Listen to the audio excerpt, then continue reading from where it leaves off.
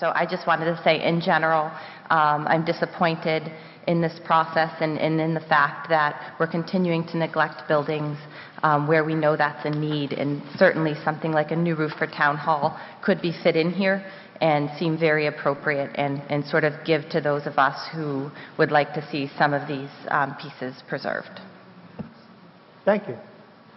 You're the only one up. Steve Archambault, 662 Page Street. If it's my understanding, we are now going to vote on the capital plan, and I would like to move that question. That is where we're at. It's seconded, not debatable. 2/3 vote. All those in favor of moving Article... Oh, we haven't gotten the recommendations yet. Who didn't we get? We need a FinCom recommendation. Please discuss it at your microphones and give us a recommendation.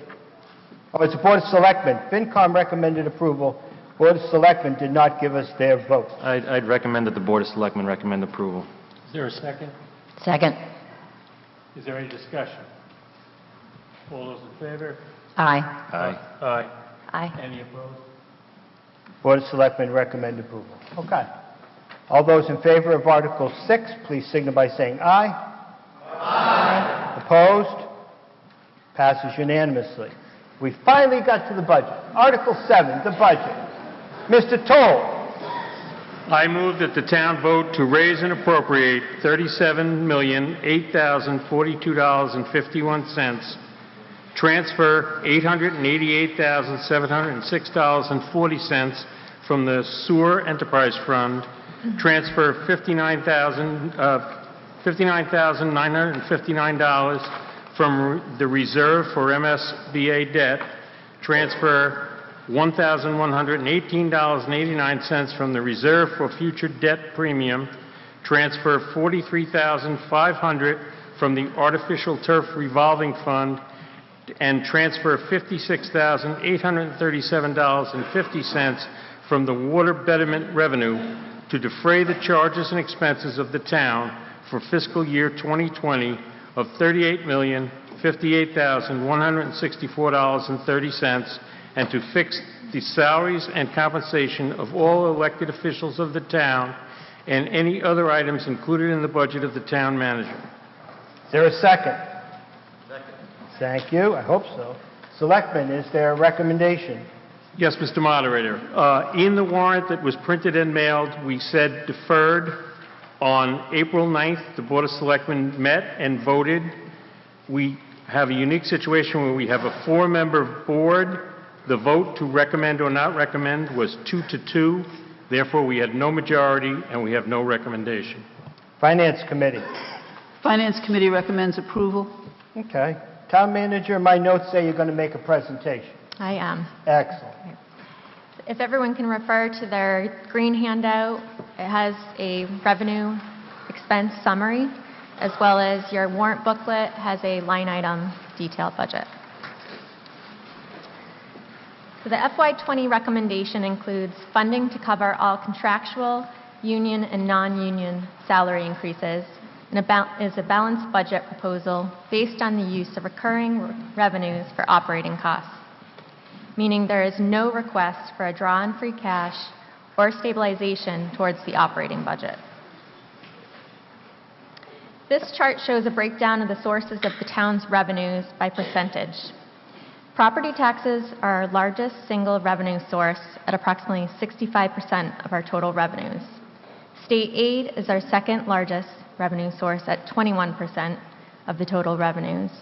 Local receipts are 7%, and available funds are 7% of our total revenue.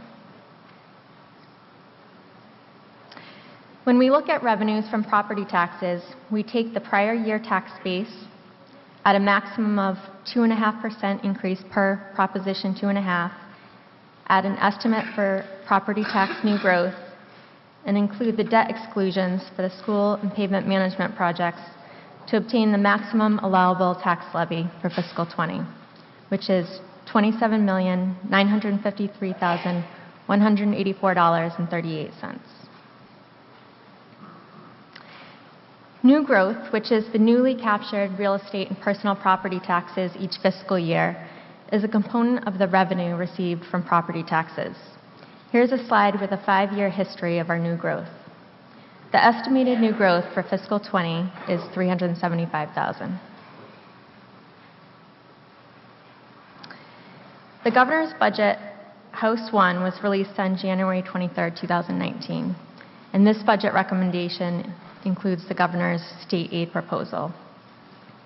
The governor's budget proposal provides for an additional $201,046 in Chapter 70 funds, which is a 4.3% increase, an additional $29,522 in unrestricted general government aid, a 2.7% increase, and the total estimate is $9,250,358, which is an increase of 1.9% due to decreased amounts in other cherry sheet numbers, such as veterans benefits, state-owned land, and smart growth school reimbursement.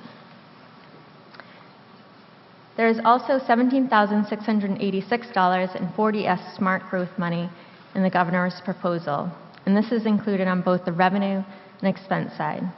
If this funding is not in the final state aid budget, we will remove this amount on both the revenue and expense side. The House of Representatives voted on their recommendation for the state budget on April 25th. The Senate is expected to vote on their recommendation on the state budget in May, and after that it goes to conference committee that consists of both House and Senate members, and if voted favorably, it goes back to the full House and Senate for a final sign-off sometime in July by the governor. This is a preliminary figure and is subject to change, but conservatively, we use the governor's proposal as it is historically does not go below that estimate.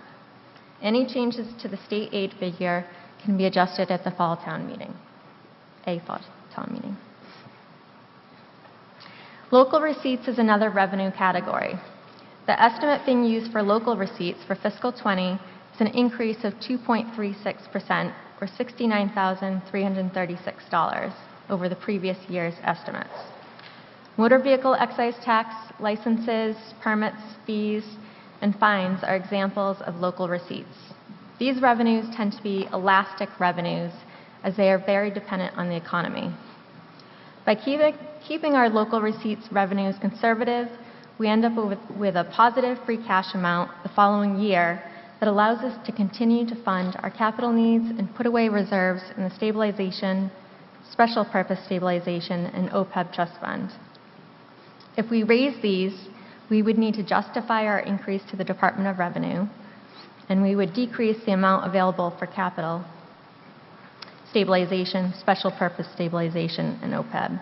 And we could end up in a situation where we have revenue deficit in our actual receipts, if our actual receipts were less than our estimated receipts.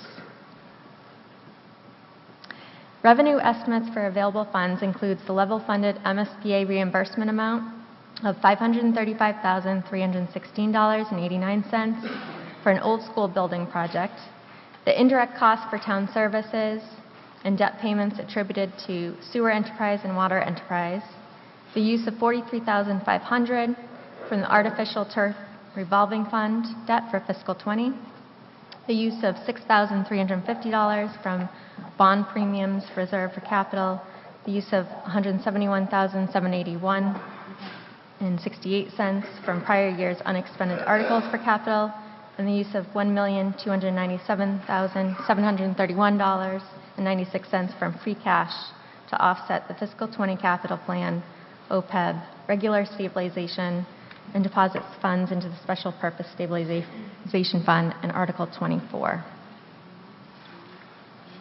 On the expenditure side, there are different categories of expenditures. Outside of the cost of providing services for the town, other expenditures include the assessment for retirement of town and school employees, cherry sheet offset charges, which include tuition assessments for school choice and charter schools, and state and county charges. Also on the expenditure side is the sewer enterprise, solid waste enterprise, and cable access, all of which are offset by sewer betterments, bag fees, or subscriber fees from Comcast. The capital request and other warrant articles that may have a financial impact also have to be included on the expenditure side, but are proposed to be offset by free cash. One of the categories on the expenditure side is the town's debt service. The debt service for fiscal 20 will be $4,676,483, which includes general fund debt, sewer-related debt, water-related debt, the MSBA school project, and exempt debt. Another non-discretionary expenditure category is insurance. The fiscal 20 liability, police and fire injured on duty, and workers' compensation insurances are level funded based on actual expenditures from fiscal 18 and fiscal 19 and the fiscal 20 renewal agreement for a 0% rate increase. For health insurance, we started off in December with a projected 8% increase in health insurance, this per our insurance company. And then in January, the insurance company released that it would be a maximum of 5%. At the end of February, we received our actual renewal, and that rate was a decrease of 2.45% for active employees. Retiree health insurance is still estimated at 5%, and that is renewed on a calendar year basis. 37% of health insurance budget is for active town employees. 63% is retiree health insurance for both town and school. Of that, approximately 30% is town and 70% for school retiree insurance. Also noteworthy is the new Public Employee Committee Agreement went into effect in fiscal 19 and included plan design changes that reduced our current and retiree health insurance costs.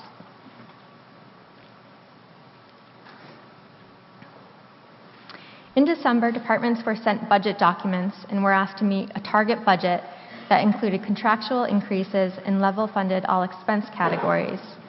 Outside of contractual increases in level-funded budgets, target budget highlights included $60,000 for an assistant town manager, HR director, $8,000 increase for updates to general code, $80,000 for an additional patrol officer, $58,000 for additional career firefighter, $25,000 assessment increase for regional dispatch, $50,000 increase for pavement management, additional $40,000 for town facilities, $45,000 for a full-time recreation director, $65,000 increase for the recycling program due to recycling market changes, a 2.5% increase for the Lunenburg Public Schools, or a $504,000 increase, a 2.5% increase for Monty Tech, or a $20,000 increase, and health insurance at that time, as I stated, was an 8% increase projected, and that would have been a $186,000 increase. In January, departments returned their budgets, and this slide highlights the above target requests, including additional $8,000 more than the target budget for additional funds for election, census, and registration workers, a reduction of $5,000 from the target budget for the police department, additional $92,000 more than the target budget to hire a career firefighter, associated costs, training for paramedics, and only funded overtime at 44%, $38,000 for weekend coverage for the desk officer at the public safety building, $60,000 in additional funds for stormwater related costs, $5,000 for additional 4 hours a week for the Board of Health clerk, and a total request of $629,000 over target for the superintendent's recommended budget, which at that time it was a 5.9% increase.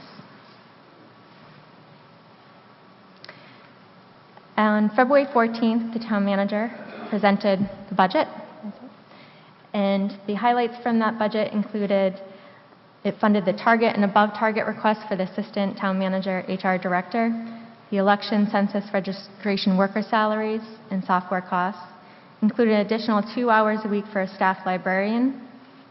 It funded the requested budget for additional patrol officer for the police department. It funded the target budget for the fire department and $16,000 above target request for the continuation of paramedic training for the 2 new firefighters that were hired in fiscal 19 and more adequately address the overtime costs. Included a $3,000 increase for coverage for the desk officer on holidays at the public safety building.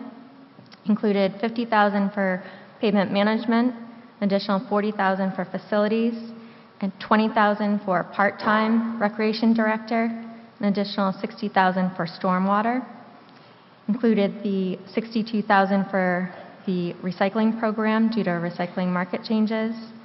And at that point in time, we were aware of a 5% max increase in health insurance, or a $116,183 increase over fiscal 19 for health insurance. It still included a 2.5% increase for Monty Tech and a 2.5% increase for the Lunenburg Public Schools. Updates to the fiscal 20 budget since February 14th. So due to the non-support of the assessor's current software, an additional $13,000 is included to convert to a new software. The regional dispatch assessment came in $3,000 higher than the preliminary estimate. The actual renewal rates were known at this point of negative 2.45%, or a $64,000 reduction. The Monty Tech assessment came in at a decrease of 4.8%, which is a reduction of $60,000. The Lunenburg Public Schools, at that point, we reassessed the budget and was provided a 3% increase to the budget at that time, so $605,752 more than fiscal 19. The maturing debt and interest, at that time became known about short-term borrowing needed for the middle school, high school project, or $37,800. And the snow and ice deficit is approximately $64,655, which was addressed under Article 5, Fiscal 19 budget adjustments by transferring surplus amounts from other accounts in fiscal 19 to cover this deficit. Personnel highlights on the town side include HR Director, Assistant Town Manager. As a regular part-time HR Director, Assistant Town Manager, approximately 28 hours a week. And the recommendation is based on priority need and to create greater efficiencies for all town departments. The library includes an additional 2 hours a week for one of the staff librarians, an additional police officer for the police department that follows the 10-year long-term plan. And the fire department increases overtime costs to more adequately address shift coverage changes, and still on target with a 4-year plan since the 2 firefighters were hired in fiscal 19. For the parks, as a parks director, less than 20 hours a week and no more than 1,040 hours a year. That qualifies as part-time. And this is based on absence of any paid staff to perform administrative functions and programming needs of the Parks Commission. There have been many questions related to the HR Director, Assistant Town Manager position that I would hope to address. The reason for this position that is being recommended is because it would create greater efficiencies, and this position was for all town departments. There are currently 58 benefited positions with 6 additional vacant, already funded benefited positions for a total of 64 benefit-eligible positions, but also 70 non-benefited employees for a total of 134. Personnel administration is needed for both benefited and non-benefited personnel. There are 4 different unions, 5 contractual positions, and the remaining positions are under the salary administration plan. The education and experience typically needed for this position are a bachelor's in public administration, human resource administration, business administration, or related fields, with 5 to 7 years of related experience, preferably in a municipal setting.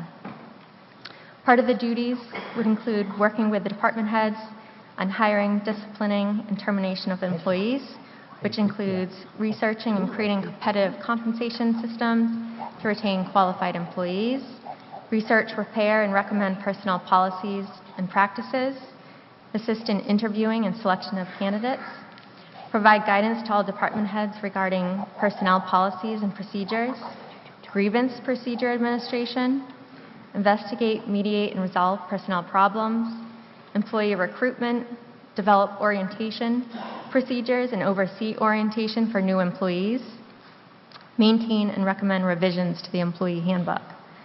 Part of assistant town manager role would include assist with procurement and putting bid packages together and other projects as assigned. Based on the compensation of comparable positions in other communities such as Harvard and Bolton, and compared to positions within our own salary administration plan, this would be a non-union position in the salary administration plan. The appropriation for this position is only one step in the process. The next step would be to propose a position description and classification that fits into the town's salary administration schedule to the Personnel Committee. The Personnel Committee would need to approve a position description and classification. The position classification would then need to come back to town meeting to be voted on.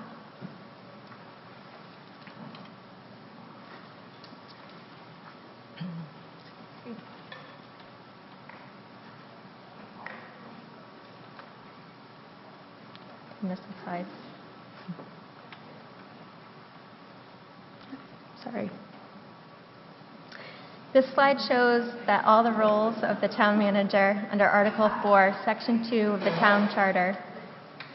And in addition to these duties and being the chief administrative officer, the town manager is also the ADA coordinator, the hearings officer, personnel administrator, chief procurement officer, the right to know coordinator, a member of the administration board for Neshoba Valley Dispatch, and on the Hazardous Household Waste Oversight Committee, which Lunenburg is a member of.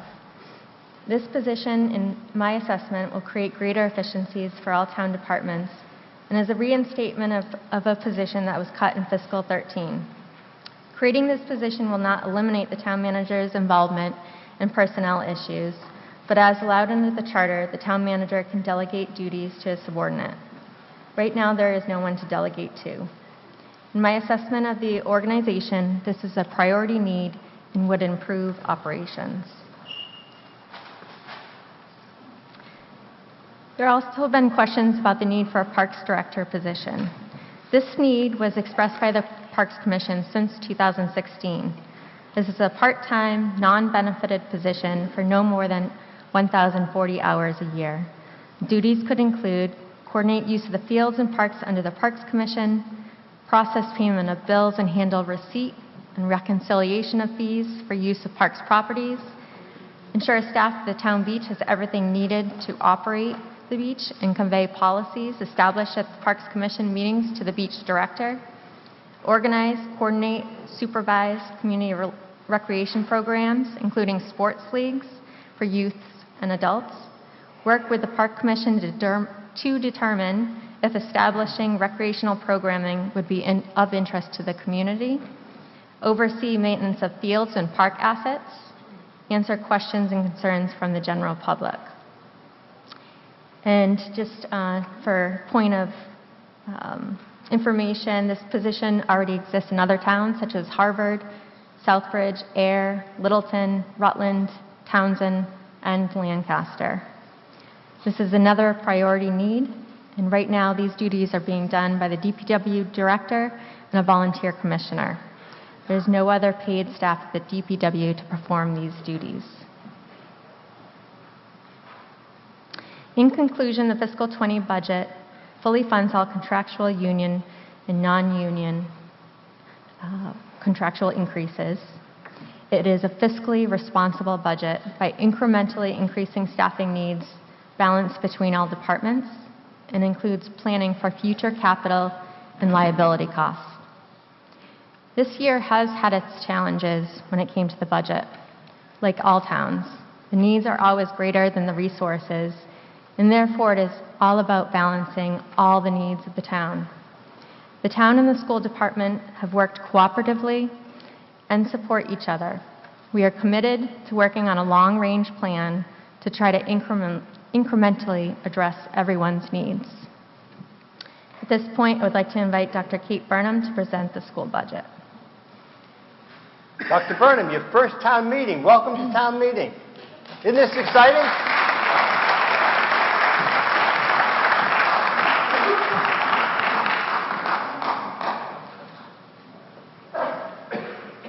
You can tell there's a lot of passion around here. Right. I still can say good morning, everyone. I'd first like to start off by thanking the town moderator, the town manager, the Board of Selectmen, and the Finance Committee for affording me the opportunity to present to the Assembly this morning. Since my arrival in July, I've been learning about the community and the district needs, and through my entry process and my work with the district leadership team, throughout the process of developing the budget that is before you today, I can share with you that we know that we have some needs. I've categorized them in the following way. We know that we need to continue our efforts to support all learners to meet student needs in terms of the shifting demographic that we're seeing here in town, also in terms of a shifting profile of student need that we are seeing amongst our students. We know that we have a need for what we call in education a tiered system of supports. For many students, the first level of support comes in the context of a classroom setting. Not all students have exactly what they need in that setting, and some students need additional support. That's what we would call Tier 2. And further, students may need additional supports beyond the Tier 2, and we would consider that more intensive supports at a Tier 3 level. So we know that we need to work on developing this tiered system of support for behavioral and academic needs, and in terms of the academic need, we're looking primarily at supports in mathematics and literacy. We also know that we need to spend some time and effort to further develop curriculum materials, make sure that they are aligned with the state curriculum standards. We know that our staff, if they're going to shift their models of instruction to be in line with a more modern delivery of curriculum, we are going to need to provide some professional development for them. We also may need to hire staff positions with expertise in particular areas.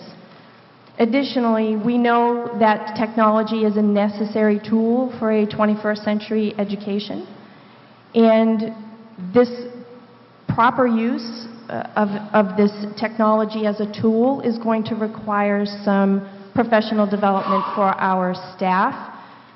The way we envision this model ultimately would be to have a technology integration specialist as part of our educational staff. We also, over the last several years, have made a concerted effort to move in a one-to-one model. What that means is that all of our students here from grade 8 through grade 12 currently have their own Chromebook that they take to class, and they also take home. This has become a significant tool for their learning. Bringing technology devices online, however, means that we need to have technology supports to ensure that those devices are efficient and ready to go and meet the needs of those learners and stay online. Additionally, the IT staff that we have maintain our infrastructure, our capacity for students to access the internet and use an online version of learning. So as we expand the number of devices, we may see an increased need for additional technology staff. We also know that there's a strong desire in the community to see expansion of athletic programming and other activities for our students. If we move forward with expansion, that of course is going to require additional coaches, advisors. There may be additional transportation costs involved. Membership fees, competition fees.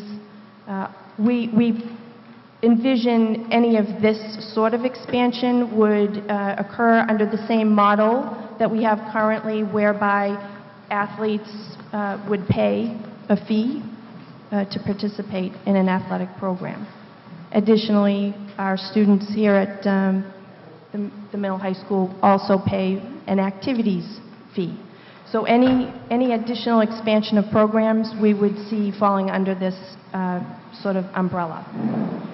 We know that we have a challenge with increasing enrollment.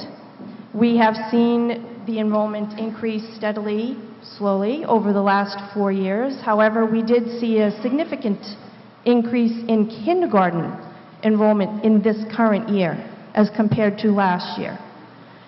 Our challenge is that we have no reliable projections that we can look to come up with a model with a reliable long-term plan as to how we may need to increase our classroom teaching staff. So that is going to have to be done basically year by year as we see what the enrollment figures look like. At this point, I can tell you that currently our kindergarten class sizes are very large, and our first grade, therefore next year, will also be large. My concern is that I cannot guarantee what the enrollment might look like over the summer months, and what my need for teaching staffing positions might look like by late August. Additionally, we see that there are, not unlike what the town manager was just speaking of, a need to increase operational efficiency. We know that we need to take a look at establishing some internal controls and making sure that we are staffed appropriately to be compliant with requirements for documentation and reporting of data to the state.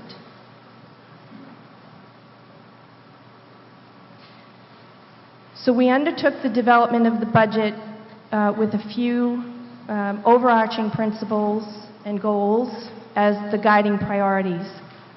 The mission of the Lunenburg Public Schools is to provide all the students of Lunenburg the skills, confidence, and passion for lifelong learning so that they may find their own paths to successful careers, active citizenship, and rewarding lives. In addition, the budget was really driven by a goal that was established by the school committee for this academic year. They sought to approach the budget process so that the greatest focus for resources was on the highest impact for teaching and learning. Additionally, we used the district strategic plan, which has 8 goals, again, to drive our decision-making in the development of the budget. We actually began the budget process back in August. I met with the district leadership team, and you'll hear me refer to the district leadership team, and what I mean by that is all of the principals, assistant principals, and department directors. So our director of facilities and grounds, as an example.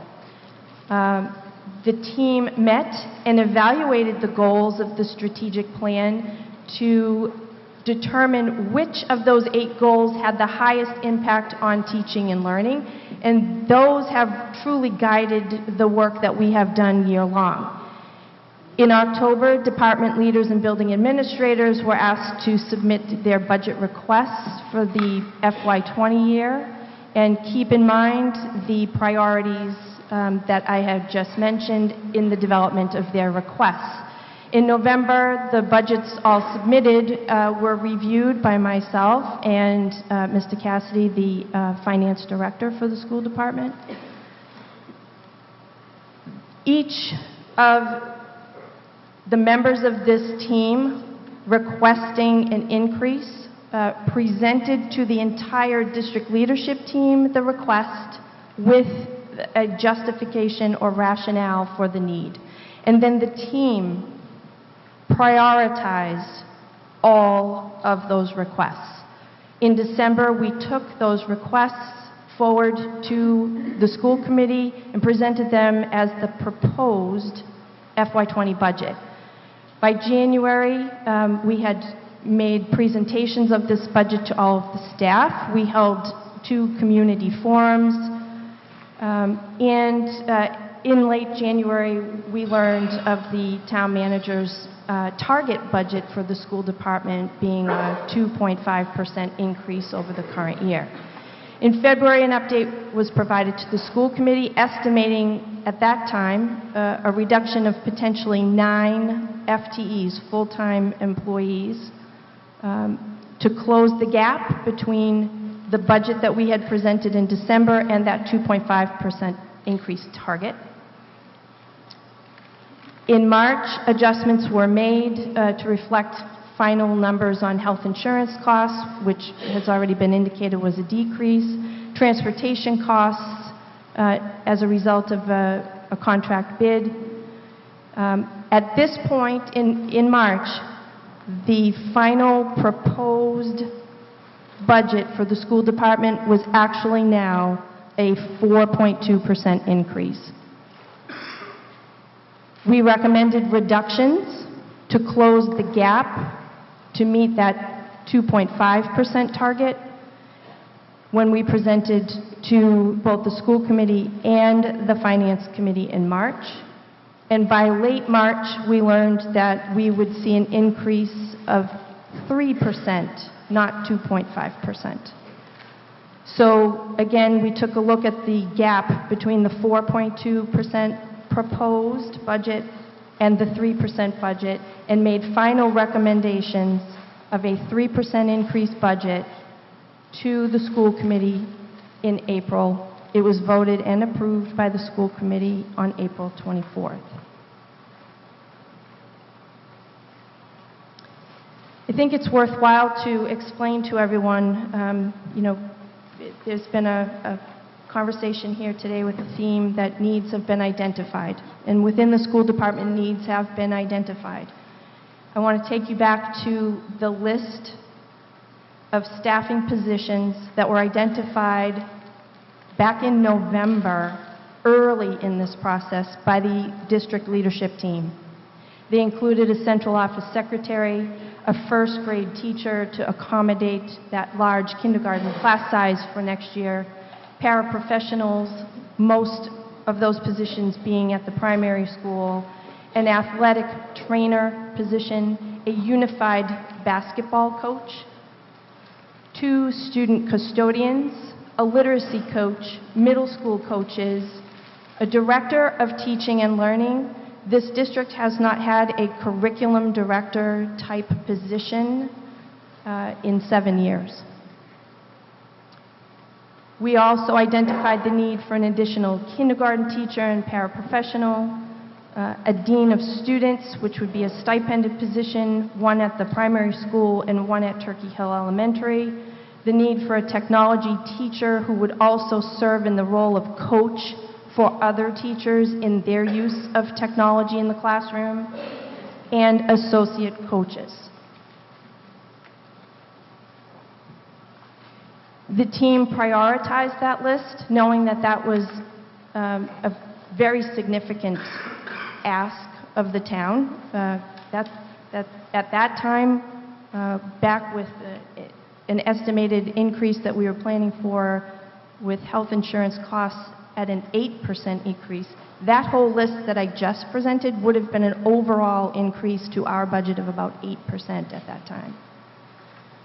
So we prioritized the list, and what stayed on the list was the central office secretary, the first grade teacher, paraprofessionals, the athletic trainer, the unified basketball coach, student custodians, and you'll notice that we have bolded the literacy coach position and the middle school coach positions, and noted that we would be seeking alternate funding sources. As an example, the coaches would have to be paid from student fees for athletics, as an example. There's a possibility that we might be able to fund a literacy coach position out of Title I grant monies. We won't know those allocations until sometime mid-late July. So we left that position on the list. As we moved through the process that I outlined for you, it became clear again that we were going to have a gap that we needed to fill, but we were not going to take those identified needs off the table. Those identified needs remain. So we looked to other places in the budget that we could make reductions and close that gap between the 4.2% proposed budget and the 3% target from the town manager. So again, the leadership team met and we had discussion around, again, priorities and what kinds of cuts we would need to make. The cuts were really driven in our decision-making by inflicting the least negative impact possible to students. We wanted to maintain a program of integrity with the least negative impact to students. So what remains in the 3% budget? The central office secretary, the first grade teacher, paraprofessionals. Now, based on an audit, we're down to anticipating that that would be 5 positions. The unified basketball coach and the student custodians. Again, we will look to determine if there are alternate funding sources for the literacy coach and the middle school coaches. The athletic trainer position has been removed from this budget at this time, although I caution the community to be aware that this position may at some time become a mandated position. There has been discussion across the state that any school district offering an athletic program may be mandated to have an athletic trainer on staff. At this time, it is not a mandate, so it has been removed. But you will potentially see this position before you again, perhaps next spring. In order to close the gap, we reduced positions. We cut 1 full-time foreign language teacher from the middle school. We cut a paraprofessional from the high school. There's a position currently, a teaching position currently at the Turkey Hill Elementary with a 5th grade class that is what we call a bubble class. It's a little bit larger and needed additional staffing to keep class sizes in proportion. That class, as they move up to the middle school, that teaching position will not follow with them. That position is going to be eliminated.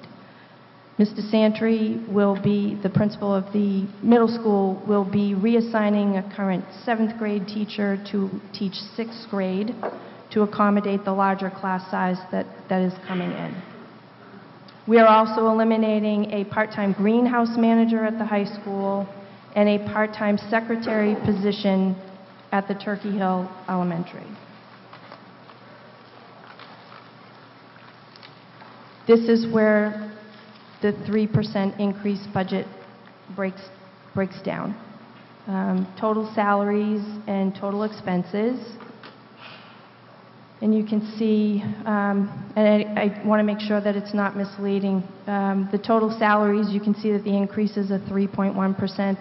That's not solely due to teacher contractual raises and whatnot. There are those, a few additional positions in this budget, and that would account for that 3.1% increase on salaries. But the overall budget is at the 3%. I think it's also worthwhile to point out how the budget is funded and how that has shifted slightly over time. You can see that we have the FY16 actual figures, FY17 actual, FY18 actual, the current budgeted year.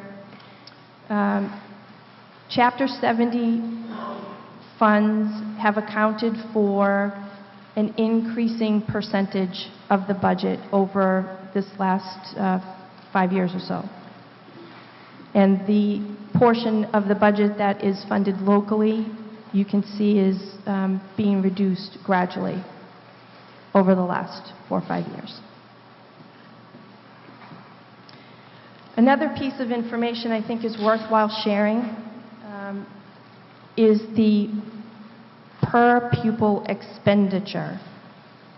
This is data that's available through the Department of Elementary and Secondary Education. We use a tool called Radar.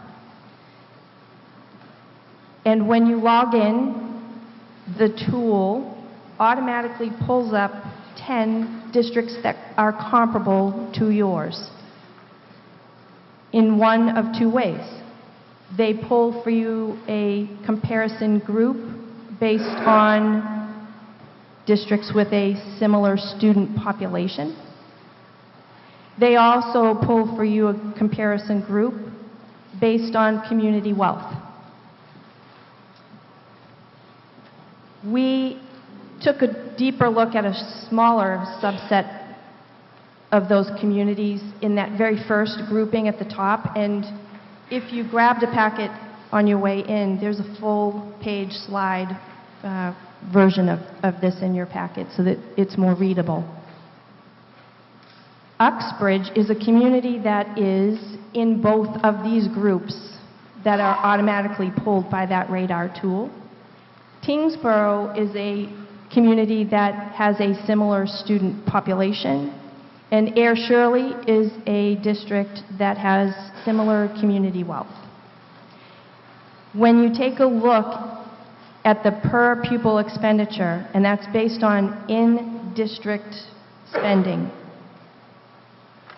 you can see that comparatively we are low. The state average per pupil expenditure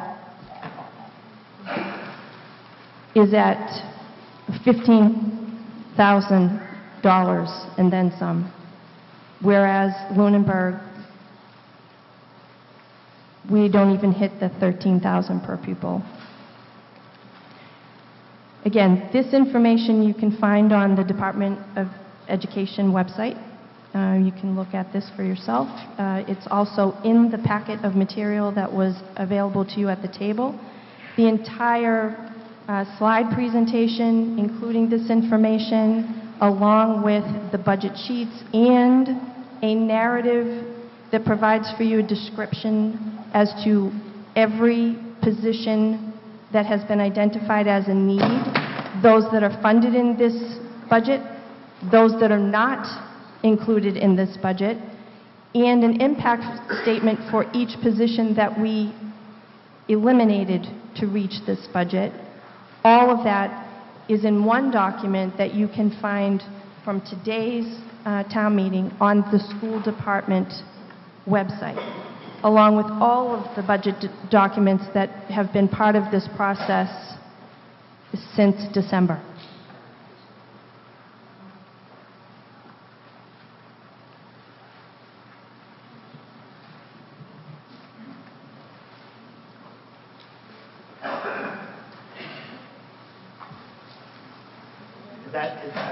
You're done? Thank you. Okay, so I'll get to you with that. So what we always do with the budget, when I have my microphone, what we always do with the budget is we go through it in categories. So here's how we organize the discussion, the debate, the amendments. I'm going to read each category. This is all in the back of your warrant, okay? It's the column on the far right. I'll read the categories. If you've got something you want to discuss about that category, then you'll just yell out from your seat, hold. So then I know that's something that needs to be discussed. Then we'll go through the holds in order, entertain discussion, entertain debate, entertain motions, etc., and so on. Okay? Moderator? Oh, I'm getting there. You know I heard him. Go ahead.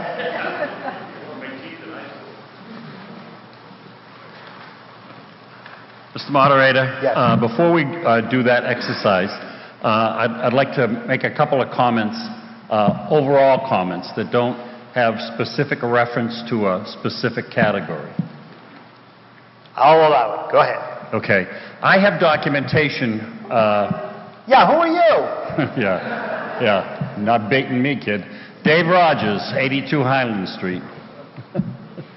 Mr. Moderator, I have documentation that has been provided to me that indicates before we take an expense for debt service, we spend about 62.64% of the 2019 omnibus budget for education, and that equates to $13,485. And if you add the debt into it, because we are paying for a new school, it's $15,155.72. What's my point?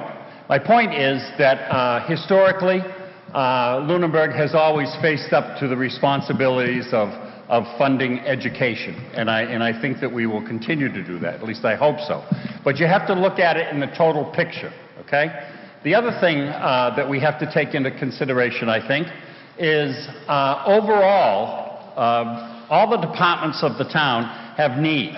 So I'm sympathetic with the various sections in the budget that we need, but everybody has that. So I think it's important to concentrate on, really concentrate on what kind of monies that we have to do this. My last point, and the reason I'm making this last point is because I've been unable to make it at school committee meetings, is that I think that they have to change their public policy relative to discussions and open it up and make it more conducive to people to do that.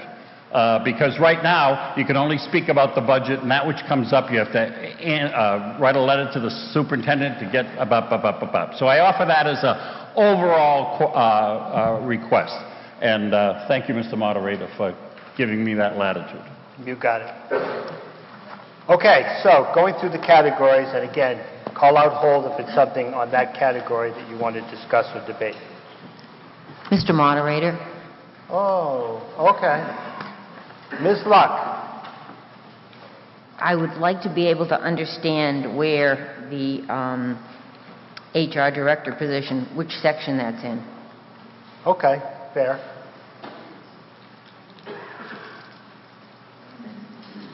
Selectmen's Administration. It's into what, please?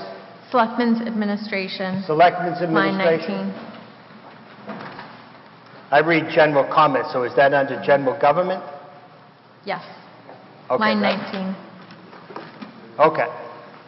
You ready, Ms. Luck? Yes. All right. Again, the column on the farthest right is the recommended budget. You see the previous years next to that. Total maturing debt, $4,676,483.11. Total general government unclassified, $3,224,861.32. Hold. Got it. Total general government, $1,541,022.27. Total central purchasing, $60,303. Subtotal police, $1,838,834.44. Subtotal fire, $1,138,434.24. Subtotal radio watch, $293,107.27. For a subtotal other protection, $192,058.26. Total for protection, $3,462,434.21. Total health and sanitation, $77,316.94. Total DPW, $1,825,327.81. Hold on DPW. Total facilities and buildings, $708,038.57. Total solid waste recycling, $218,450. Council on Aging, $143,888.78. Total veterans, $105,775. Total assistance, $249,663.78. Schools, $21,597,500. $536.23. Hold on schools. Library, $416,727.06.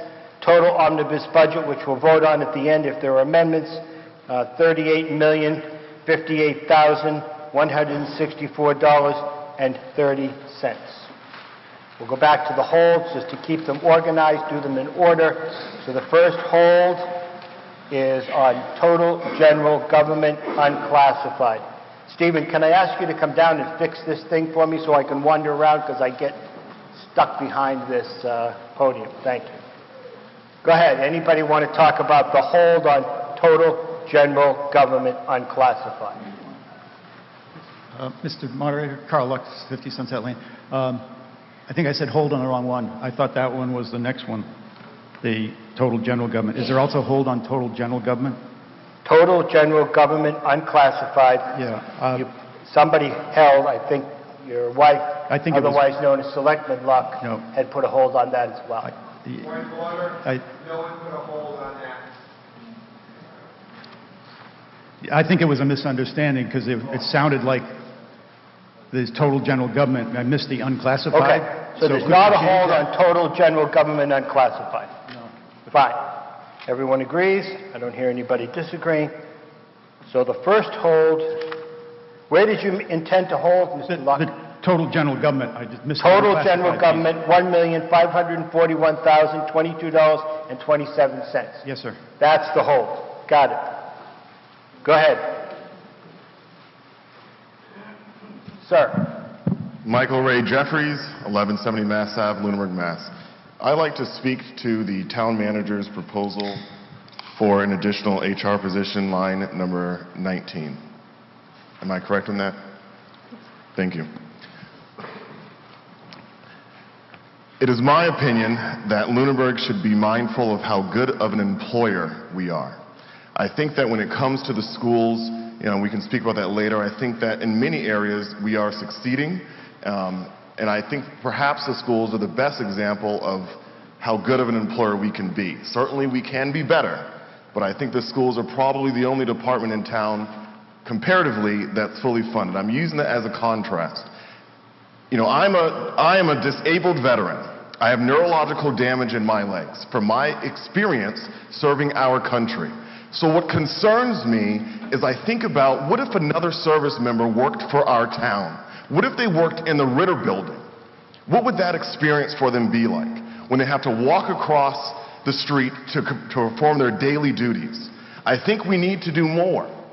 So with the town manager proposing an HR position, in my opinion, I think that this helps address the issues about how good or not good of an employer we are. I think that when we look at the town manager's duties and being a member of the Charter Review Committee for the first half of that, I think what became really clear was that we're expecting a lot from our town manager. We are. And it gets to the point where we're asking someone to work with all the boards and commissions, we're asking them to manage all the boards and commissions, the staff who work with the boards and commissions, and then we have a whole bunch of other job duties. It is too much work for one person. I think that if you are an employee in the town and you need to meet with the town manager, maybe you want to meet with her on the day that she has to be in a meeting in Boston or a meeting in Worcester. I think we need to do better by the employees that we have. And $40,000 is not a lot to ask to make sure that the people that work for us have proper support. That's my support. Thank you. Thank you. Go ahead. Carl Luck, 50 Sunset Lane. I have many concerns about this position of the same position the previous speaker spoke about, but I'm on the other side of the fence. It may indeed be what we need. My biggest problem with it is we need to be very careful adding headcount to the town. It never goes away. It's 28 hours. I'd like to know, one question I would have is where does 28 hours come from? This seems like just maybe a foot in the door, and then as happened in Harvard was mentioned earlier, it has this position. They put it in place about 4 years ago at 30 hours. Within a couple of years, it was 35, and this year they're going to 40.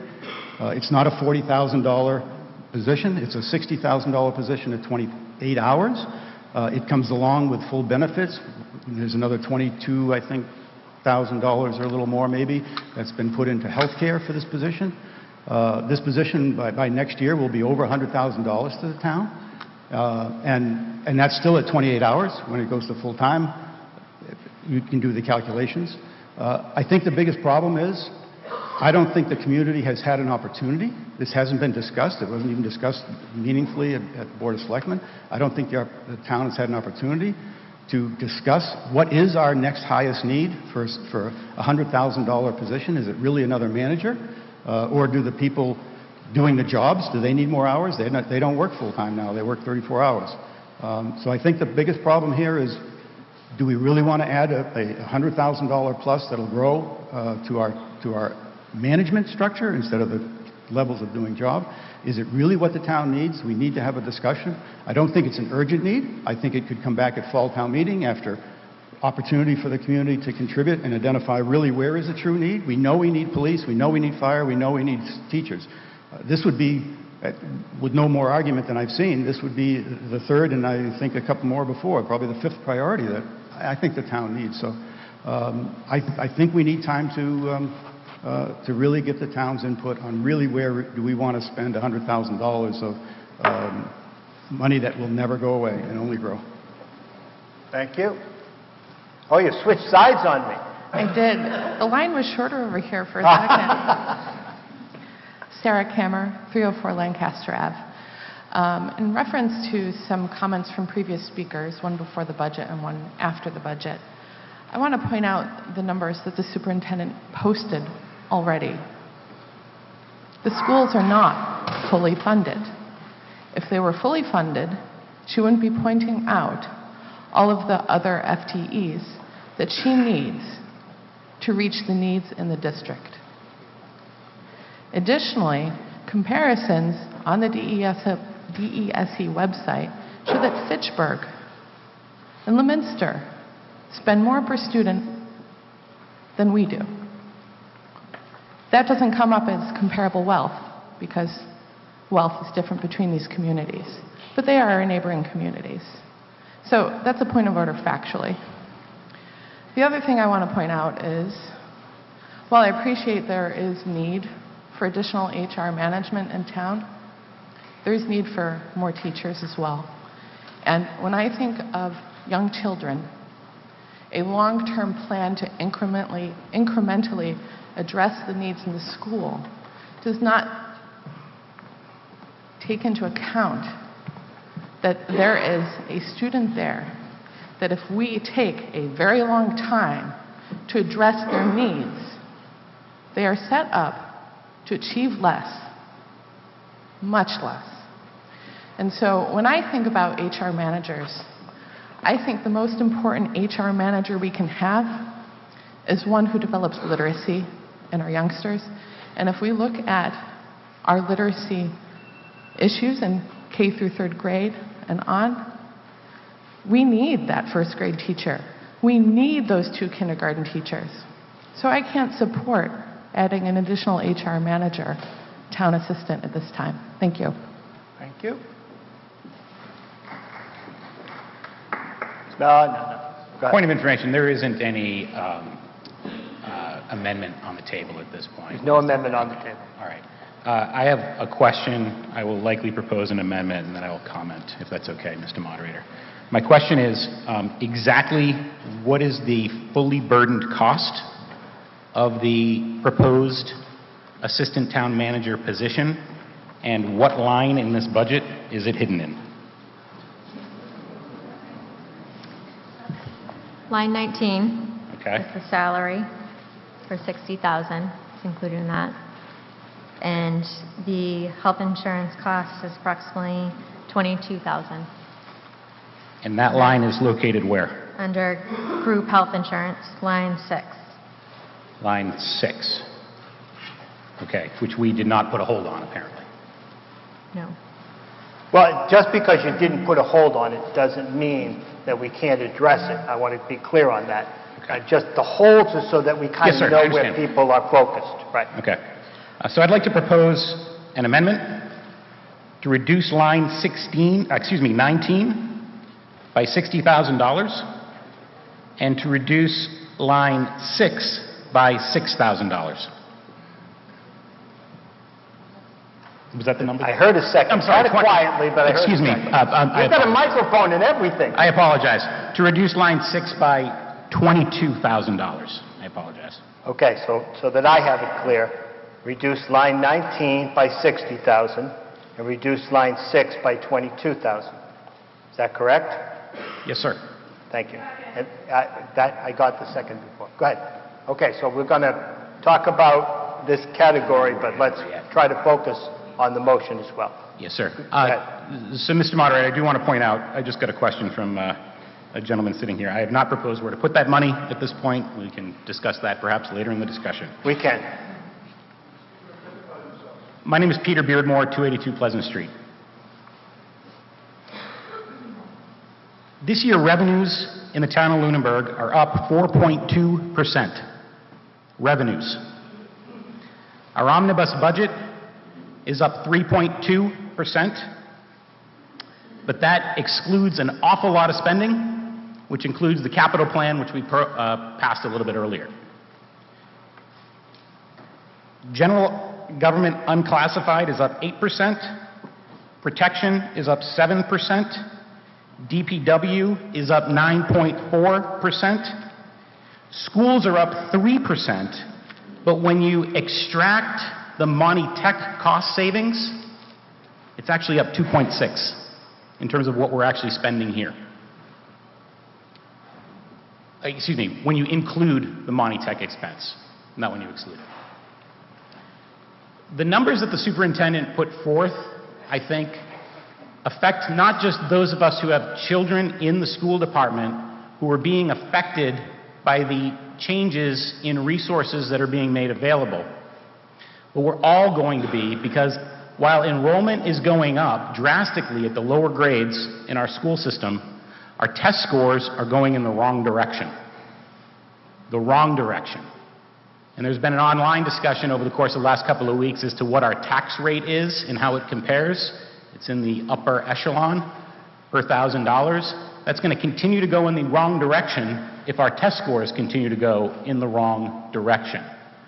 So, while I understand the needs throughout the town, and I understand the value of the efficiency gains that we may get from this position that is under consideration right now, or perhaps an assistant in the Parks Department, or perhaps additional secretarials. It seemed like this year everybody got an assistant, in my mind. We need to be mindful of where services are actually being directed to students and how those services are ultimately affecting the outcomes in our school department.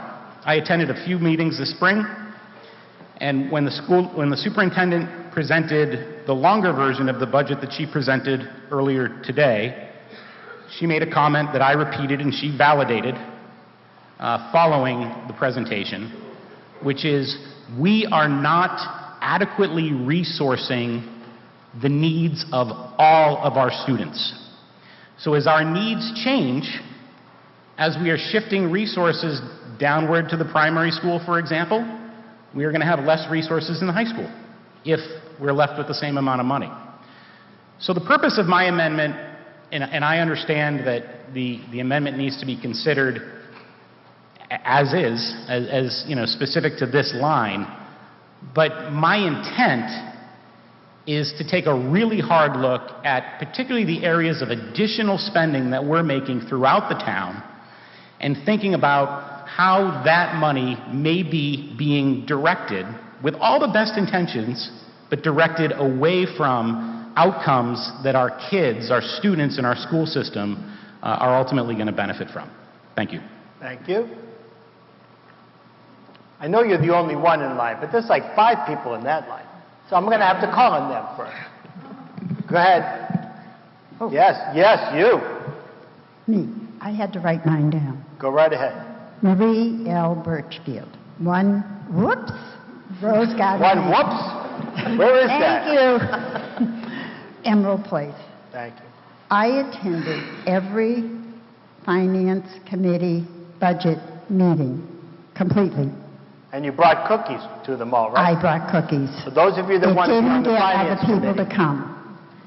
I listened carefully, and I heard a well-thought-out plan to ensure that Lunenburg will grow responsibly, grow with the right people in the right places, a budget that pointed out priorities, hopes, and foresight, and how that budget will benefit all of our citizens as we go forward.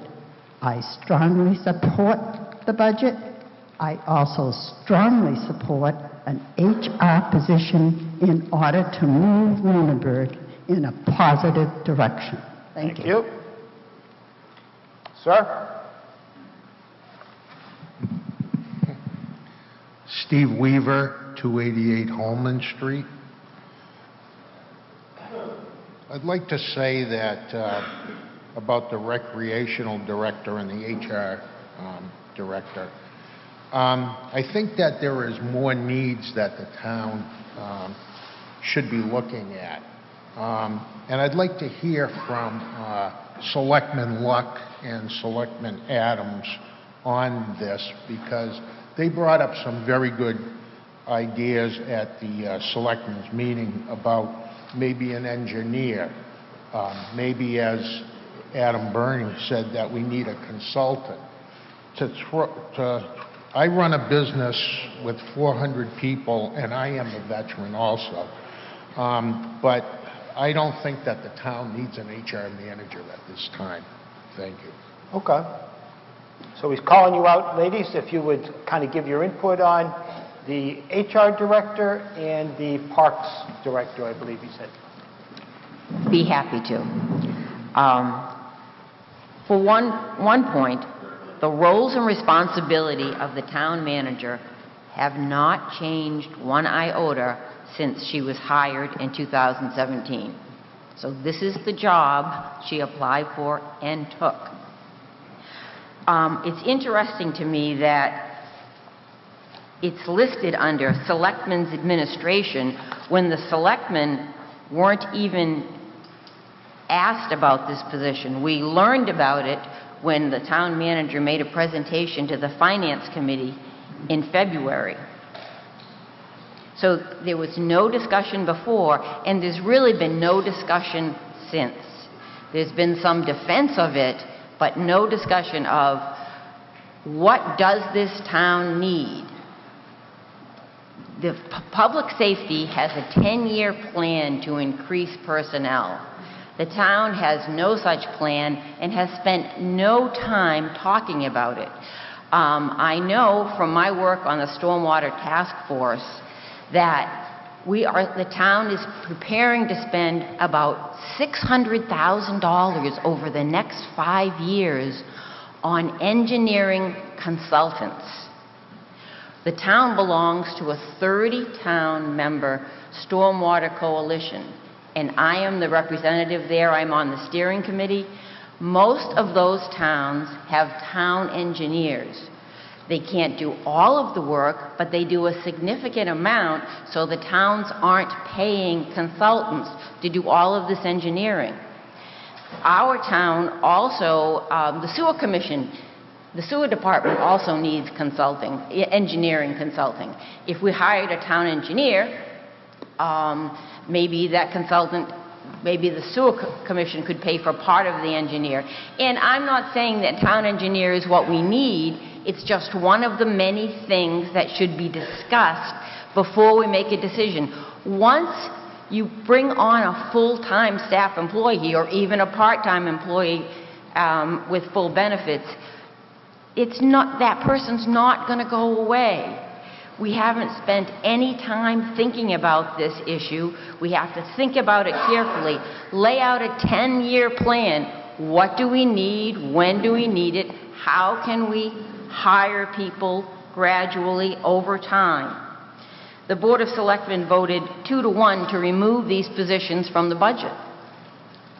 The Board of Selectmen voted 2-2 against recommending the FY20 budget because of these positions. The town has 58 benefit-eligible employees.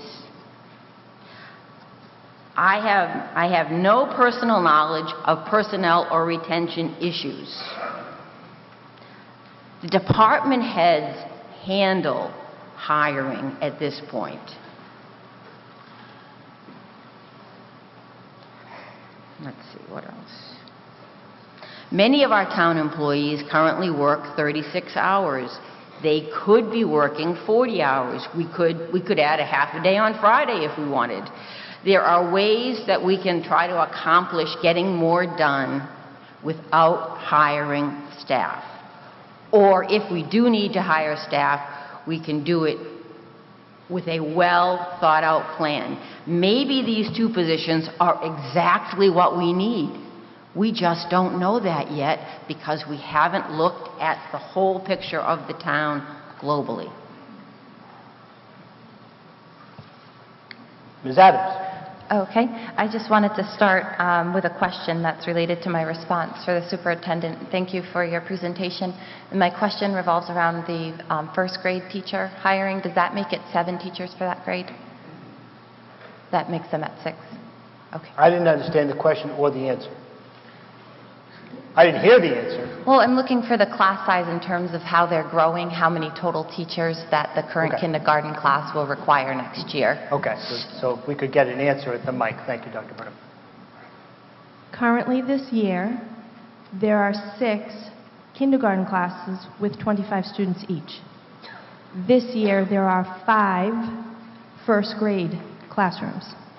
The additional teacher, first grade teacher, will be a 6th first grade teacher, so that we have 6 first grade classrooms for the current 6 kindergarten classrooms to move forward. And will the incoming kindergarten keep the 6 as well, so they'll both be 6, possibly based on enrollment? Currently, the plan is to maintain the 6 kindergarten classrooms for next year.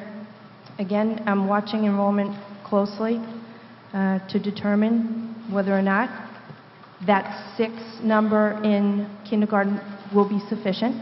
Sure. So in full disclosure, I have a current kindergartner. And so I guess one of my points that's going to be here, and I want to make sure I'm accurate, is we have 6 at 25 or so students per classroom. So in that class alone, and maybe others, we're very close to needing a 7th teacher. Yes. Okay, thank you. And honestly, I'm watching the enrollment for first grade for next year as well. So we're close to triggering 7 teachers in these early grades. We may need a 7th first grade teacher, depending on what the enrollment looks like over the summer for students coming in to first grade, never having been here for kindergarten. And then another point I'll make, just because it'll be a part of what I'm about to say, is that in the early grades, like in kindergarten, there is a support staff in there. But once these large classes go into early elementary, oftentimes, unless a teacher has a reason for a paraprofessional, they're in there alone with 25 plus kids right now. That is the current model.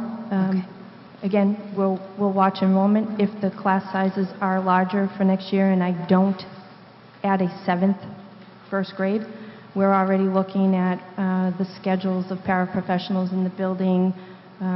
Again, we will have to wait to see what our allocation is for grant money for Title I.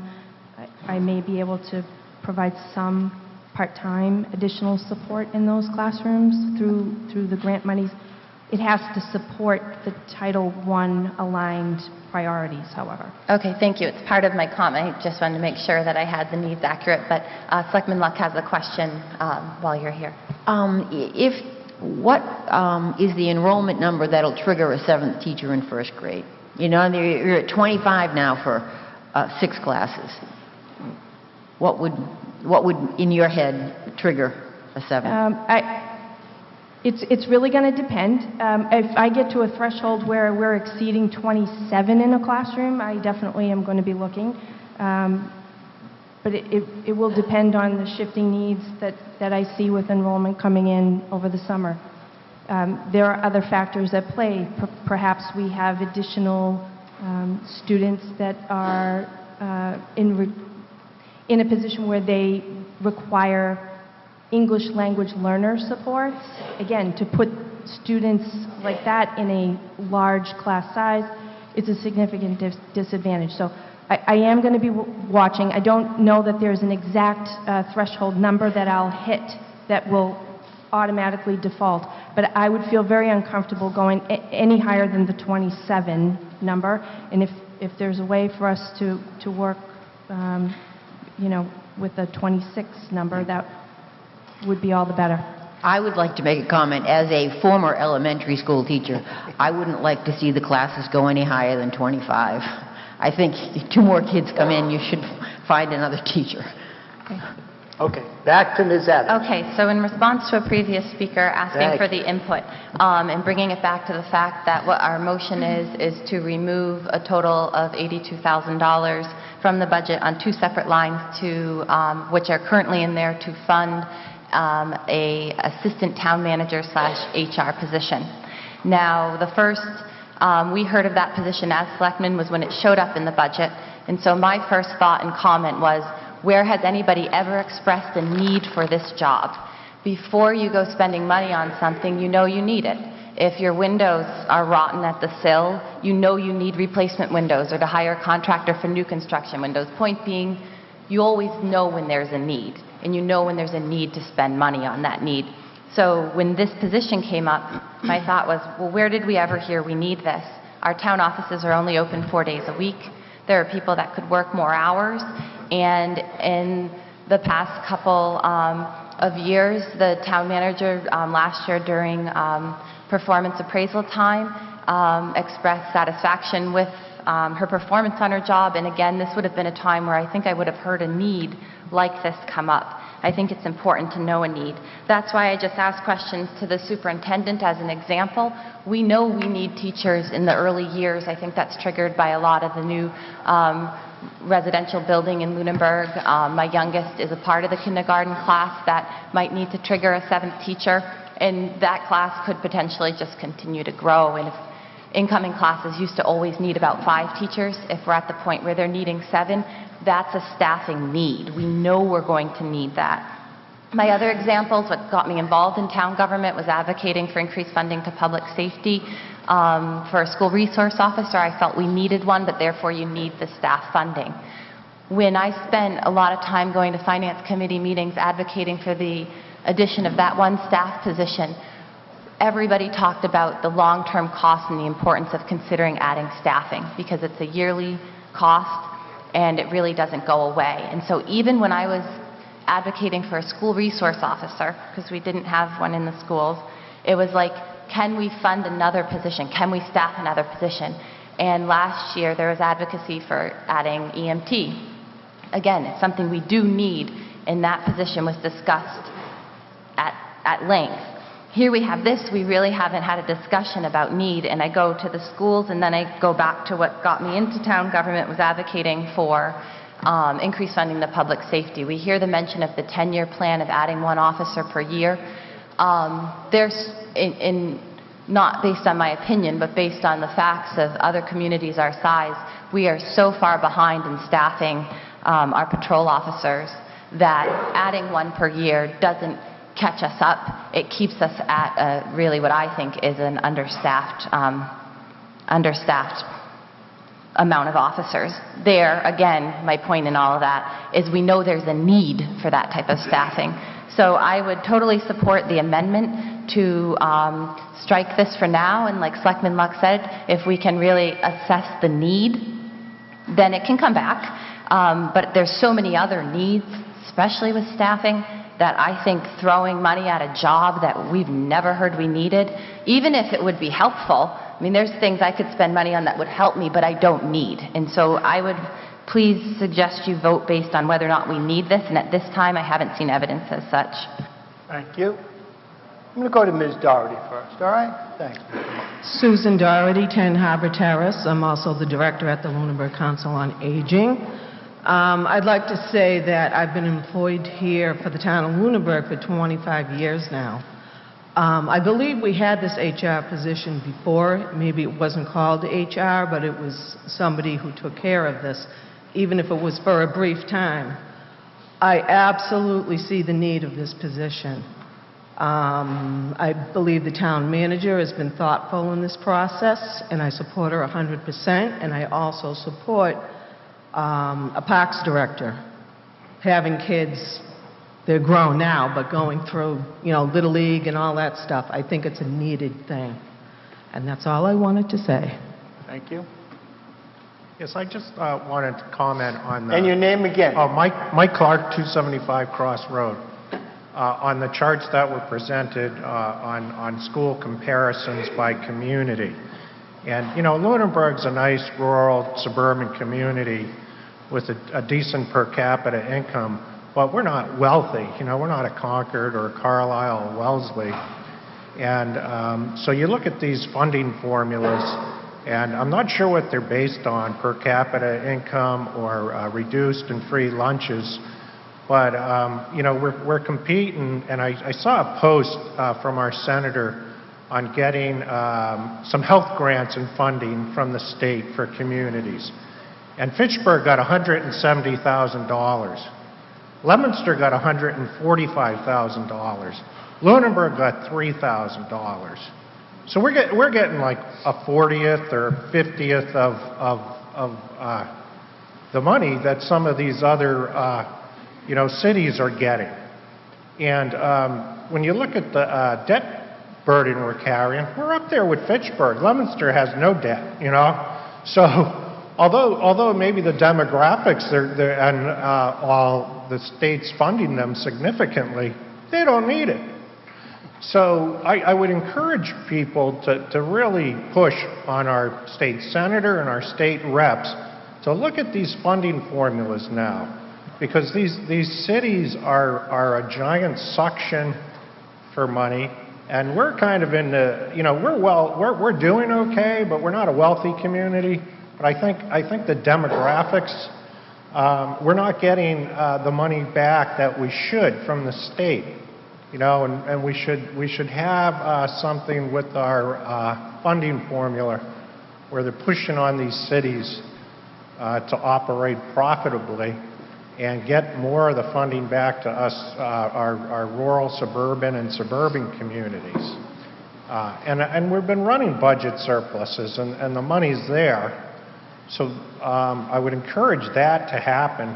And also, they have been bringing back grants. Have we been asking for money? Have we been contacting our state senator and state rep?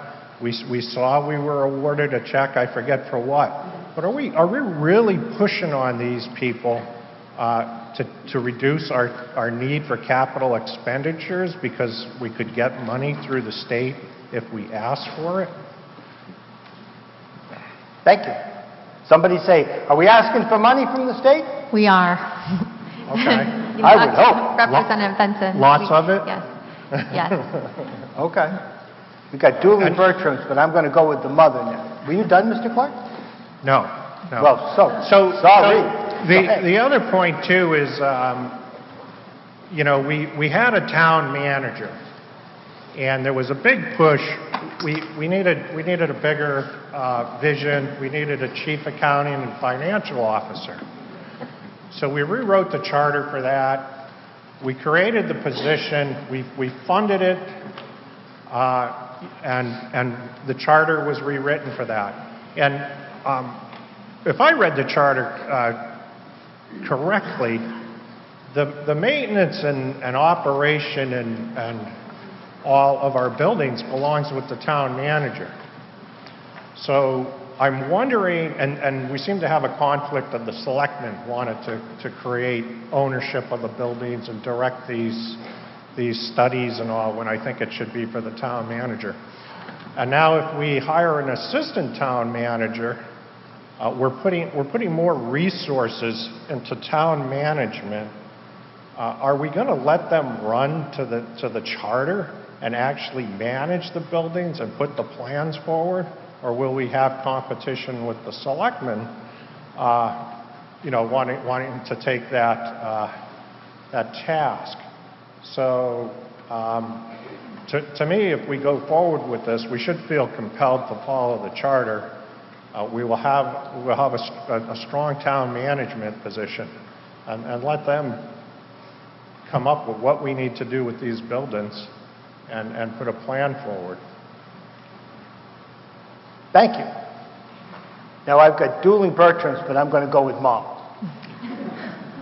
Thank you, Mr. Moderator. Paula Bertram, 312 Townsend Harbor Road.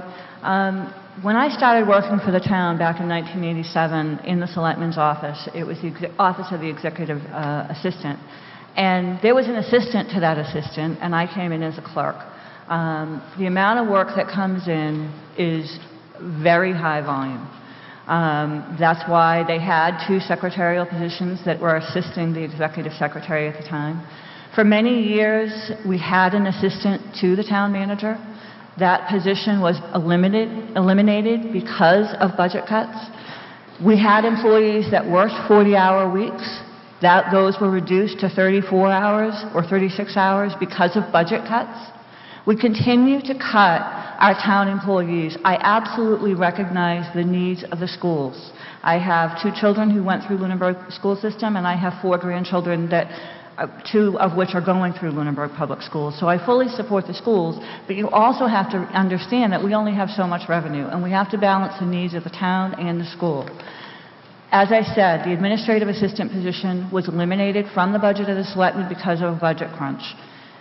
It's long been recognized as a need that we need someone to assist with human resources. Our employees deserve an opportunity to have someone to go to talk about benefits, to talk about different options, to understand if there's a dispute, if there's a labor issue, that they have a resource to go to.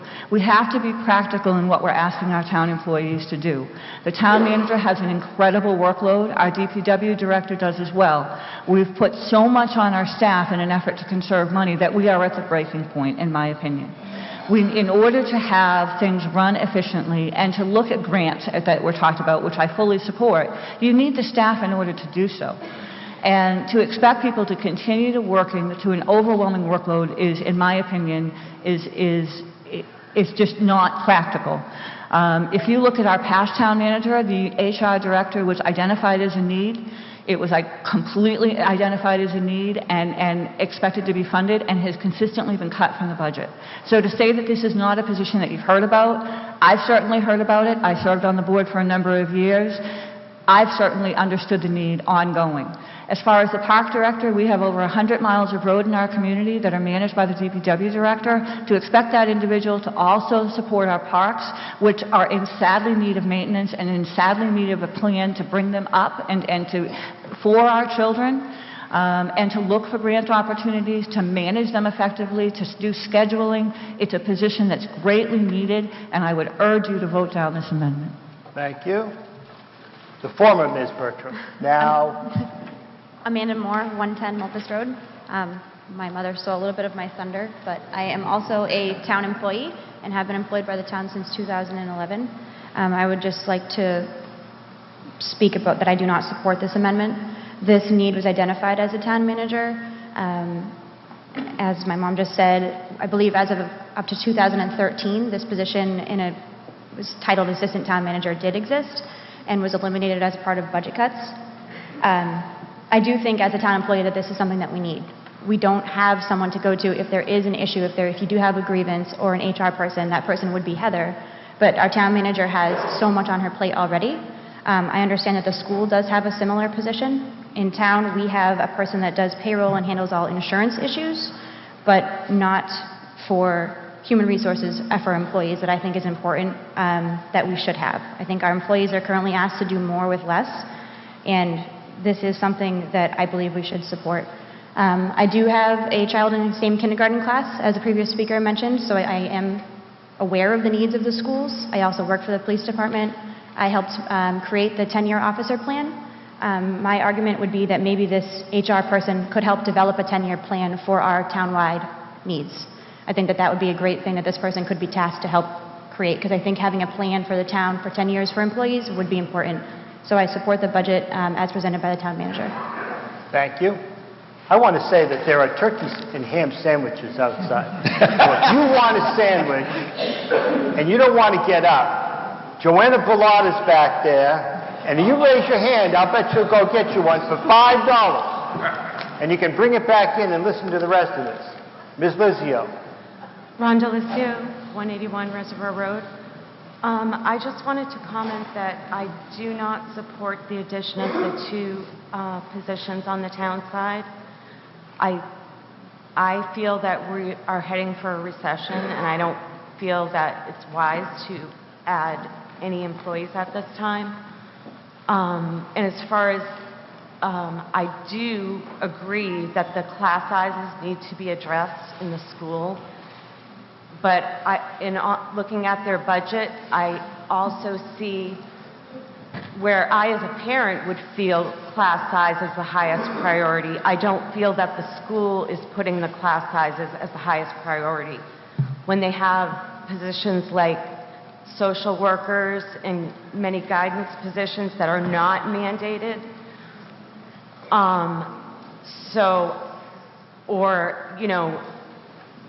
they don't want to touch the social emotional learning aspect, where I think class size is the single most important thing in education. And there's also we could look at bus fees again. I drop my daughter off and I pick her up, and the parking lot is loaded. How many kids actually ride the bus? I just feel like there's ways for the school to address the class size issue within their own budget. Thank you. Sir. John Rabbit, 314 Townsend Harbor Road. Mr. Moderator, this is really a question directed to yourself. I believe that when we made the the town approved the capital expenditures, they did not necessarily indicate how the money was going to come in. In other words, are we going to borrow the money, or is this, we did? We addressed that. You were out getting a sandwich. I should have been. I feel Number better 6, about that. we Okay. clarified that number 6, although it was printed in the warrant as borrowing, the motion did not include borrowing, and the selectman told me number 6 does not include borrowing. Right. This came from some confusion with regard to essentially addressing the issue of borrowing later on. Well, borrowing later on, we'll get to later on. Okay. Let's deal with the motion that's before the floor. So in order to basically peel $1 million out of the direct expense for the capital items, we'd have to address it in the borrowing, and then we'd have No, to you go would have back. had to address it in Article 6. Okay, but can we go back and revisit that? We're not going to revisit Article 6. Been voted Okay. on. Well, thank you very much. You're very welcome. Ma'am. Hi, Anna Lockwood, 91 Main Street. So I have a few comments, and then I have a question to the town manager, if possible. Go ahead. The previous speaker talked about before we incorporated new positions into the charter, and I think they were talking about the land use director. At that point was not that position was called into the charter, was that there was a consolidation of departments and a new department was created, and that position was called on that. Not all our positions are called on the charter, just as a reference point. Overall, we keep asking employees to do more. We have heard that a little bit today, but again, like when the employee comes to tell you they need support, you need to be ready to support. So then when we ask them to do more, logically, they'll be able to do what you're asking them. Ms. Adams made a comment that when did the need come up? Well, when you need windows, I think was your knowledge, or maybe I was thinking that. You were asked for when your town manager asked you for it. That's when the need was identified. So, what is the other trigger you're looking for other than your employee telling you they're in need of support? Another thing that keeps coming up is the position never goes away. That is not true, because we did have an assistant town manager. I think Ms. Bertrand mentioned that at some point we had an HR director, and we don't have them now. So the position did go away. So that's to say that we're adding to the budget, and if we have a budget crush, we can't do it, we can't remove position. That's not true. Ms. Luck mentioned, maybe we can hire an engineer. The cost of hiring a senior engineer does not reflect the cost of all engineers. An engineer doesn't work alone. They work with support. They work with machines, resources. So, even ideas like that are great, but you have mentioned that engineer before, the need of an engineer we could use for that, and I don't think that's a plausible idea. I think that's a flawed idea because that engineer is probably going to need to hire an engineering company to support them because we don't have that, they can't work alone. They need resources. The other thing that comes up is, where's the 10-year plan? Well, in my opinion, and from what I know, the selectmen is the policy-making body. So it is the selectmen's job to ask for that 10-year plan. I think the town manager at some point must have requested that plan from the department heads, from the school, the police, and that was identified and we're executing on that plan.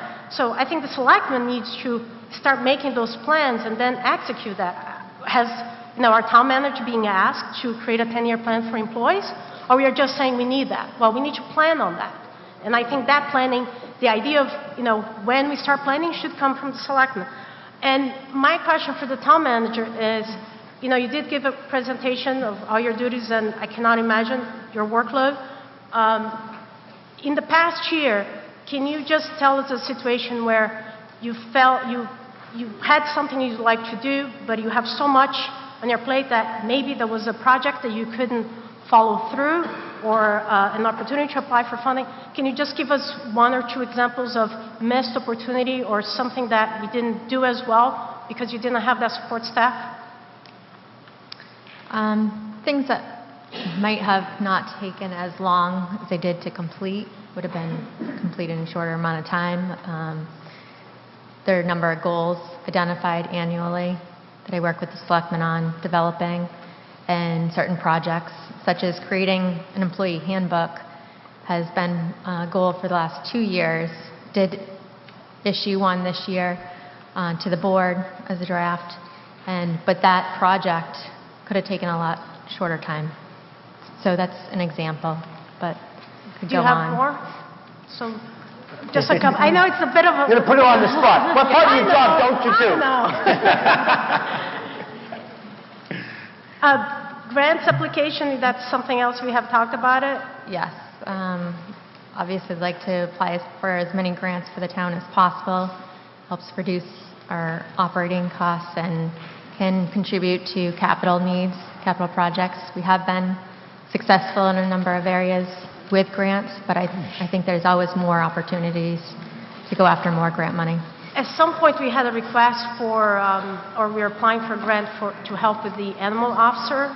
I don't know if it was to build a facility or something. 2 years ago, there was a talk about that. I think it might have been... Point of order, Mr. Moderator.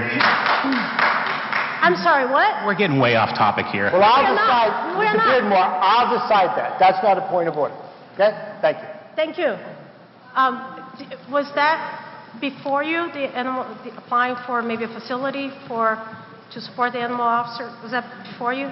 Because I know there was a conversation about that, and I don't recall who this was. No, we worked with 2 other communities in a grant application to the state. One of the communities backed out, which made Lunenburg the lead community, which we were successful in getting feasibility study money for a design for an animal control facility. Okay. Thank you. Thanks. Oh, you go again, sir. I will, thank you. Folks, let's be civil, okay? I actually stood to rise I intended to rise to move the question, but it sounds like there's more discussion to be had. I'm not sure there is. Go ahead. I don't argue with the need here. I'm for more efficient government. I understand what you're asking for. I think that there are great opportunities for more efficiency in our government across all of our departments. I understand that procurement is worse and worse and worse every year in terms of the demands that it's put on our town government. I understand that. But at the end of the day, is this $82,000 plus maybe another 10 or 15 or 50 that we can find elsewhere, is that money better spent in administration, or is it better spent on a first-grade teacher? Thank you. I move the question. Gentleman moved the question. I heard a second somewhere out there. So that is not to be debated. We will vote. Requires 2/3 of people to move. And the question to be moved is just the motion, right? Okay. All those in favor of ending debate on the motion? I'm sorry. The motion was, it was an amendment to decrease line 19 by $60,000 and to decrease line 6 by $22,000. Okay? Everybody clear? Thank you. Okay, moving the question, ending debate. Right now is just to move the question. Right now is to move the question at the end of the debate. Then we'll vote on it if we end the debate. All those in favor of ending the debate, please signal by saying aye. Aye. Opposed? See, this is what happens. We spend a lot of time, and then people really have done, but we keep talking. So Article 7, on lines 19 and 6, the motion on the floor to be voted on. Shall we decrease those two line items, 60,000 on 19, 22,000 on line 6? All those in favor of decreasing those two line items signal by saying aye. Aye. All those opposed? No. I'm going to declare that it's defeated. If there are 7 people... Okay, all right, I get it. I knew there'd be 7. Okay, so now we're going to vote by cards. I assume my counters are still here. People on the right... Rudy, you still got your people? Well, you find somebody. Get Mike Clark to vote with you. Okay.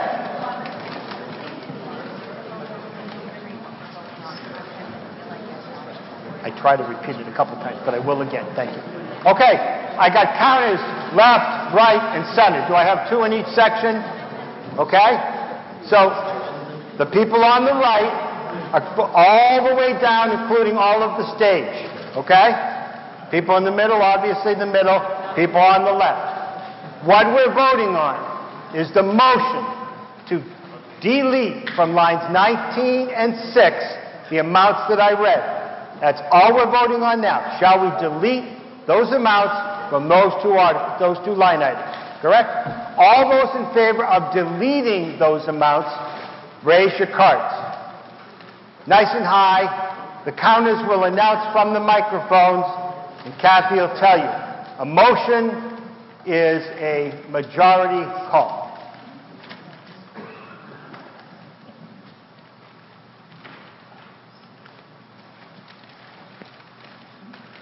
When you're ready, counters, make sure you agree,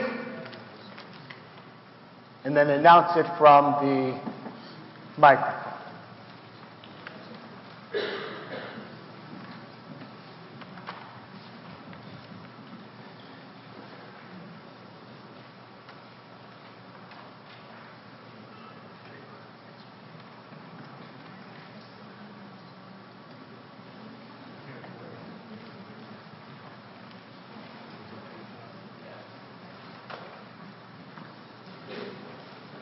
And if you don't agree, just go back and recount it. Are you all set? Okay, on my left, Mr. Como. All those in favor of decreasing those amounts? Well, you didn't do the notes. Just tell me how many you got favor. 17 in favor of decreasing. We'll count the noes in a minute. Center ready? How many in the center? 28. 28. And over here? 25. 2-5. 2-5 on that side. Okay? Good. You were counted, I believe. Did they count the stage? They said they did. Very good. Okay. Now, put those... We counted the front on Oh, no. I told you. 26. Then it's 26. And what about Who counted the stage? Who counted... You told us. You counted everybody that's this way, right? Yes. You guys counted 2 people in the Board of Selectmen. Take those 2 off from 28 to 26. There were only 2 up here.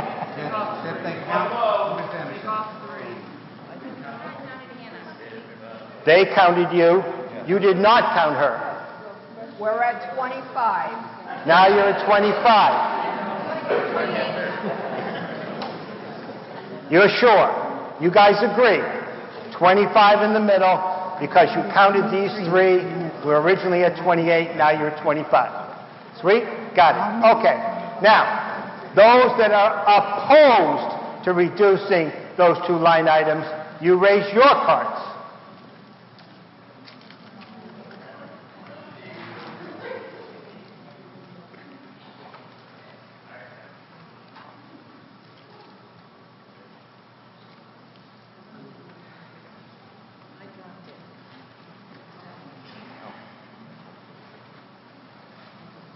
So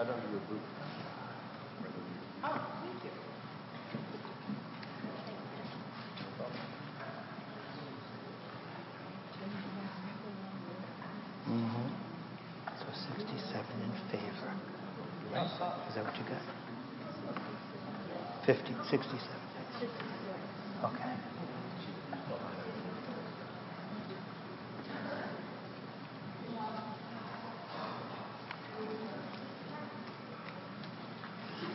You know, Sue Doherty, if you held the card sideways, we could see whether it was up there. Isn't that you? Yeah. Holding it this way, we can't see it. Thank you. On my left, 24. In the middle, 23. 23. On my right, 22. 22. Seems close. 22 on my right.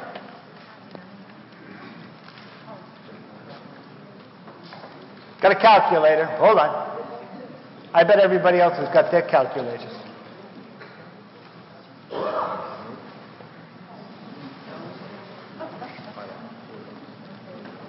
Ms. Herrick, what's the count? All those in favor of decreasing those amounts was 67. All those opposed of decreasing those amounts was 69. I asked for a recount. I asked for a recount. Okay. Is there an alternative way to, I mean, I know that some communities you'll like turn in a card. You know what I mean? You want to have an actual hand Well, I vote? feel like we're like -2, -3, +1, and now how we're about- within 2, so Okay. I agree with Phyllis. Well, how about we recount it rather than have a paper ballot? Sure, I just want everybody to feel good about it. Understood. All right, let's recount it since we want to make sure. Okay? Good. Because it is close. I'll give it to you. Okay. So all those, all right, if I could have your attention so I make sure everybody understands. All those in favor of decreasing those two line items, in favor of decreasing them, raise your cards. And it's only the guys on the right that are counting everything up here. Can we make a note that somebody may have gone to the bathroom? I can't hear anybody. If they left the bathroom, they left. I can't help it. Point of order, Mr. Moderator. Is that a motion to recount, and does it need a second, and then do you need an approval on that? I decided we're going to recount, Oh, so okay, it's thank good. you. I'm good.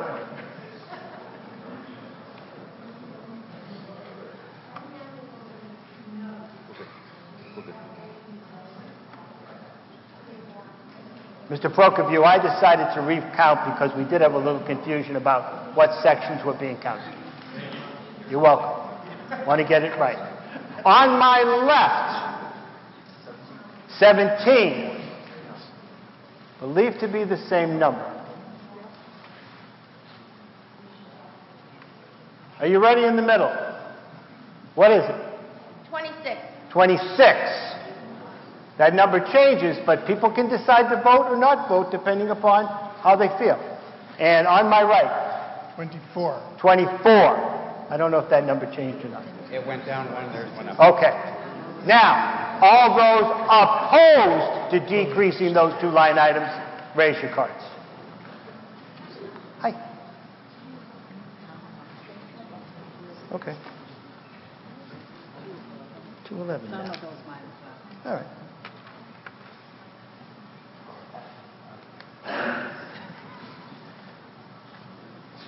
Just for your information, the last time it was counted how many people had checked in, it was 211.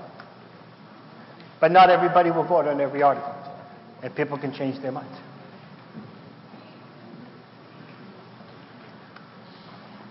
You guys ready? On my right, how many? 25. 25.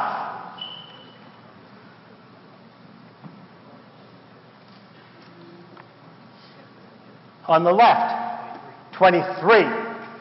In the middle, 28. 28. For a grand total, 76. So those in favor of decreasing those line items is 67. Those against decreasing those line items, 76. It is defeated. Okay, so we're still on, that was just the motion. We're still on, does anybody else want to discuss that classification of total general government? Okay, excellent. Let's move on. I hope some of you saved Monday night for the balance of the town meeting. Total DPW, there was a hold. Anybody want to ask questions? Somebody put a hold on total DPW. Go ahead. Michael Ray Jeffries, 1170 Massachusetts Avenue. I just have a question for the DPW director. How much more money is going to be needed so that we can bury people in the wintertime and not have them housed until the spring? Mr. Rodford, people want to die and be buried in the wintertime, too.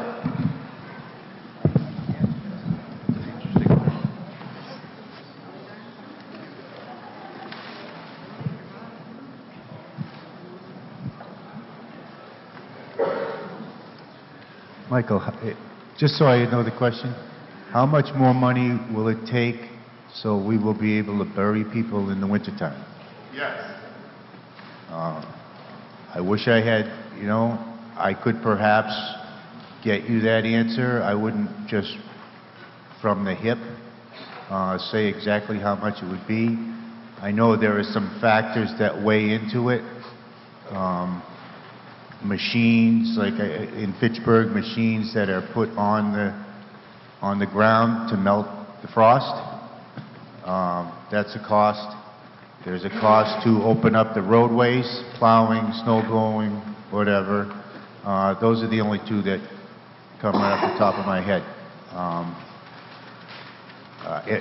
If you'd like, I'll do some research and get back to you. It won't help the group, but I could certainly get back to you personally. Welcome. You weren't as passionate about that one, Mr. Rodford. Excuse me? You weren't as passionate as you were on your previous article on burying people in the dead. I told you my daughter told me to stay inside. Got it. There was a hold on school. Did you want to talk about the DPW hold? Yes. Thank you. Go ahead. Bill Tyler, 5 Grand Street, Chairman, Cemetery Commission. Yep. The simple answer to that question is we do bury people in the wintertime. It's up to the family if they choose to do so. There's an extra charge for it, for clearing the roads and the process in excavating frozen ground. So it's not a town issue. If a family wants to be buried in the wintertime, we certainly do it. It's just an extra charge. Excellent. Thank you, Mr. Tyler. Okay, I think there was a hold on schools. Oh, still on DPW, Mr. Chapdelaine? Yes. Now I'll come right up. Mike Chapdelaine, 208 Leominster Road. I just realized this. Line 61, General Highway Maintenance, went from $512,500 to $622,500. Did I miss a previous presentation on the increase, or? Mr. Chapdelaine, could you repeat that, because I wasn't able to follow you yet? Line 61, General Highway Maintenance. Yep. The amount went from FY19, $512,500, to the proposed $622,500. Okay, you want to know why? Exactly. All righty, let's find out.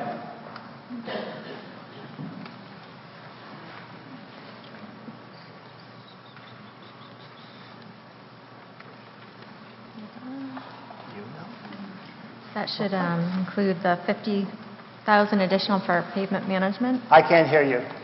And Do you have the stormwater? stormwater, I think. No? Yes. Yeah. Okay. Thank you.